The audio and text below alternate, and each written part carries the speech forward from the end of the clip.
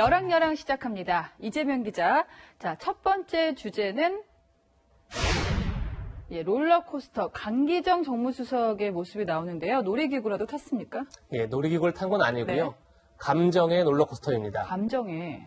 어제 국회 운영위원회에서 자유한국당 김정재 의원과 노영민 대통령 비서실장이 설전을 벌였습니다. 말 힘들게 하지 마세요. 대통령 닮아가십니까? 왜 그러세요? 합법적 불공정이 아니 뭐니 무슨 이런 말씀을 그렇게 하십니까? 대통령 닮아간다는 게 지금 무슨 말입니까? 아니 말아.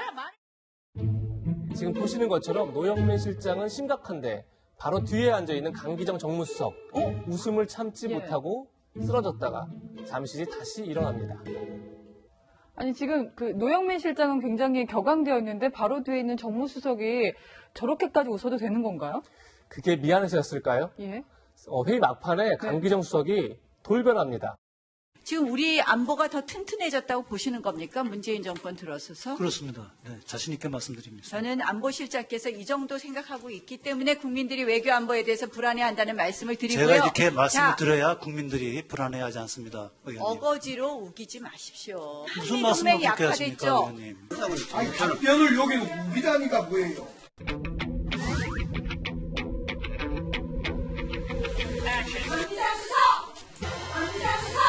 우기다가 뭐예요? 우기다가 뭐예요? 우기다가 뭐냐고? 내가 정인이야. 우기다가 뭐예요? 우기다가 똑바로 하세요. 아니, 아까 뒤에서 웃었던 분 맞죠? 맞습니다. 같은 회의고요. 그렇습니다. 아니, 정말 돌변했다는 표현이 딱 들어맞는데요? 예. 강기정 정무수석이 자기에게 질문한 것도 아닌데 네. 갑자기 뒤에서 일어나 소리를 지르는 바람에 그러니까요. 예. 청와대 국감이 1시간 동안 중단되는 그런 사고가 났습니다. 정무수석이라고 하면 청와대와 여야 사이로 가면서 소통하는 게 주요 업무인데요. 사실 강기정 수석 예전부터 국회 내에서 폭언과 폭력 사태의 중심에 있었죠. 가장 유명한 폭력 사건은 지금 보시는 영상인데요. 2010년 12월 예산안 처리 과정에서 여야가 몸싸움이 벌어졌습니다. 그때 강기정 당시 민주당 의원과 김성애 한나라당 의원이 주먹다짐했는데요. 화가 난 강기정 의원, 애꿎은 국회 경위의 뺨을 여러 차례 때려서 큰 논란이 됐었습니다. 저도 기억이 납니다. 18대 국회가 최악의 동물 국회로 평가받게 된 게 저 사건 때문 아닌가요? 맞습니다. 네. 이 사건을 이후로 국회 선진화법이 만들어지는 계기가 됐는데요. 강 의원은 이후 2016년 총선 때 공천을 받지 못했습니다. 그때 과거 파란만장한 의정활동을 떠올리며 눈물을 쏟기도 했습니다. 네. 한 번은 이 종편 반대한다고 싸움이 나서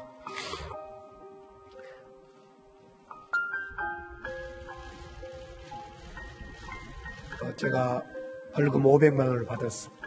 또 한 번은 4대강 저지한다고 마스크법 저지한다고 또한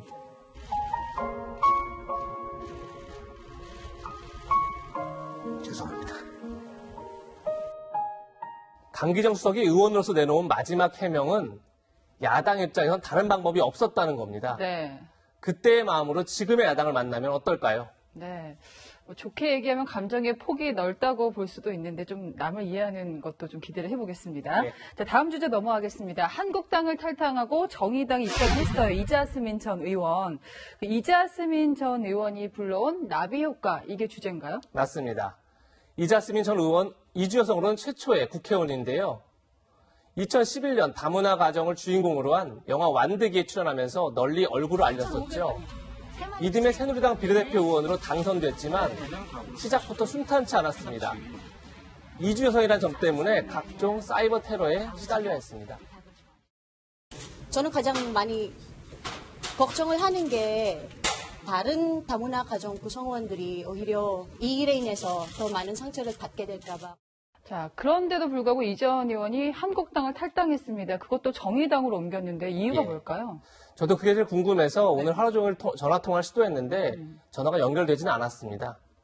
다만 다문화 가정 등 사회적 소수자에 대해서 아무래도 정의당이 더 관심을 기울이기 때문이 아닌가 보입니다.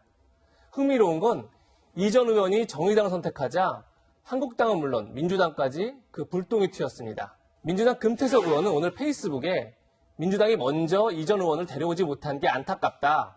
진보적 가치를 놓쳤다. 이렇게 지적했습니다. 예. 그러자 민주당 지지자들은 금태섭 의원을 향해서 당신도 정의당으로 가라. 이런 비난을 쏟아냈습니다. 네. 한국당의 분위기는 어떨까? 이게 가장 궁금하거든요. 예, 한국당 입장에선 이틀 전 외부 인사 8명을 영입했는데 그것보다 한 명이 탈당한 게 더 주목받았으니 더 씁쓸하지 않을까 싶습니다. 오늘 장제원 의원은 이자스민 전 의원의 탈당을 두고 인재를 일회성으로 소비한 게 아닌지 반성해야 한다. 이렇게 쓴소리를 했습니다. 네.